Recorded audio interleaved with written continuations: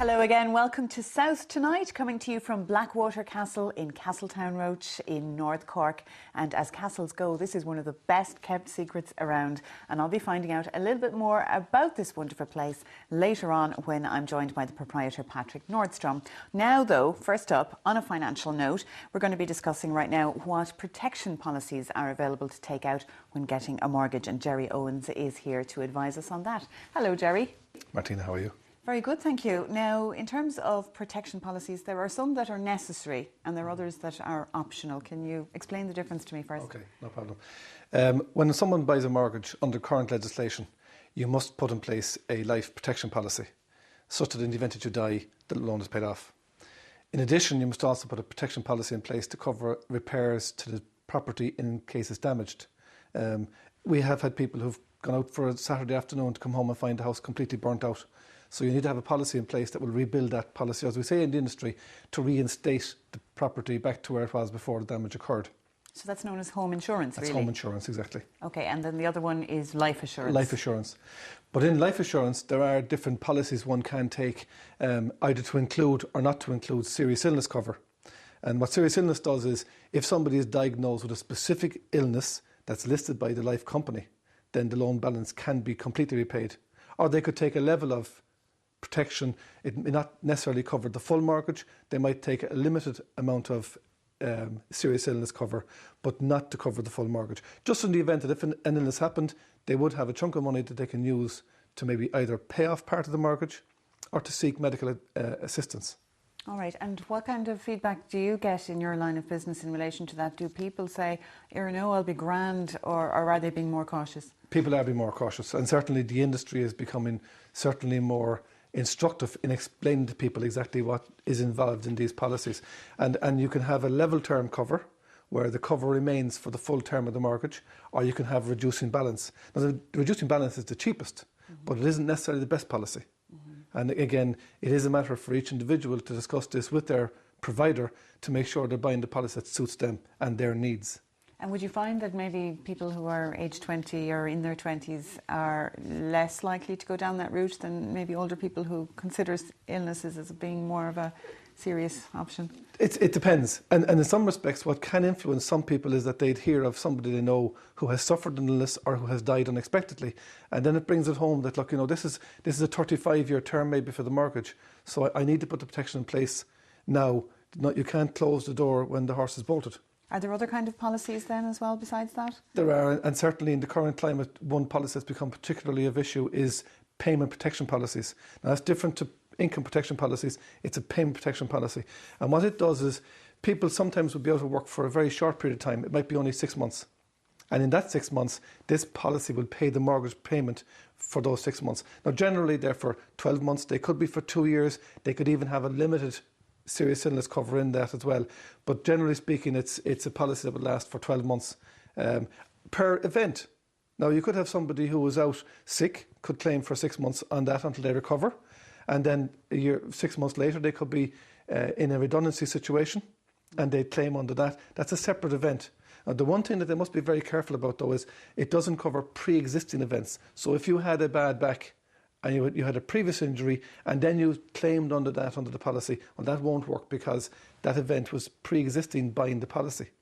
I see. So if someone was long-term unemployed, like if they had a policy that was to last for 12 months and they found themselves unemployed for 3 years, let's say, what would happen in that case? Well, they only have cover for 12 months, unless they bought a 2-year policy. But you would set the term yourself when you buy the policy. Can you go back and buy another policy then at that point? The policy carries on. Once you've recovered, if somebody was unemployed, as you say, even for 1 year or 2 years, and then became employed, once they're employed for more than 30 days in a permanent employment, then the clock has gone back to zero. If that employment was to end, then they have 12 months under that employment. Right. Okay. Now, is there anything else borrowers need to be aware of? Well, I'd like to come back to the life assurance, because that seems very simple. Some people are, at times, they might feel, well, look, I'm a smoker or I have a condition. So if I don't tell them, they'll never know. That would be a mistake. That would be a huge mistake, because that's a material issue that would affect the underwriter, the person who writes the risk for the life company. They need to know that so that they can properly gauge the risks the life company is taking in taking you on as a customer. Now, smoking is a biggie because people will often think, "Gosh, I only have a cigarette at Christmas. I only have a cigar at a dinner." That doesn't count. Everything counts. Once you answer the question, have you smoked tobacco in the last 12 months? If you say no, and you do, and the thing is, it doesn't matter how you die. If you're hit by a car, tests will be done as to what happened to you because it was unexpected. And they can do blood tests, and the blood tests will be able to say whether somebody was a direct smoker, i.e. smoking cigarettes, or a passive smoker. And if it's found that you were a smoker, and people think, well, why would the insurance company, should they know I was hit by a car? The difficulty is that the insurance company have to do an investigation as to why you died. Mm-hmm. So as part of their prudence, they must just check it out, by the way, and they will ask the doctor, for example, was your client a smoker?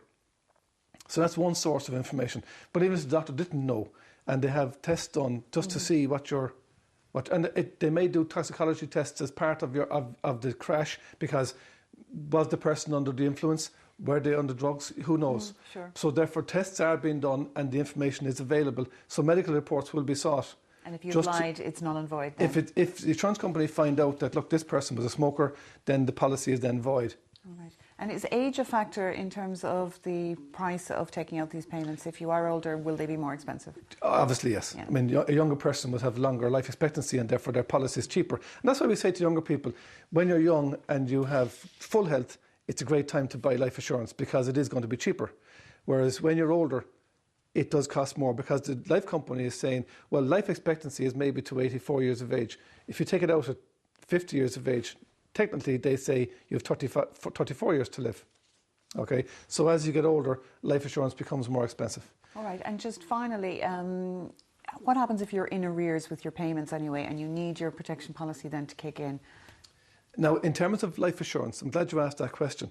The life company is covering the balance of the mortgage, if it's a reducing balance mortgage policy, based on you paying your mortgage. But if you haven't paid the mortgage, it'll only cover what the balance should be had you paid your payments. So if you were 2,000 or 3,000 in arrears, that will be paid for by some other source after making the claim on the policy. In relation to the payment protection plan, the beauty of having that plan is that you don't go into arrears, because the company will come in, once you're out of work for 30 days, you make your claim and they'll start paying you 30 days in arrears. So they keep paying back the mortgage to you for those 30 days. And then the next 30 days up to a 12-month period. And hopefully in the 12 months, you've been able to regain your employment. Because you may be out due accident, it could be an illness. If it's redundancy, you're trying to get another job.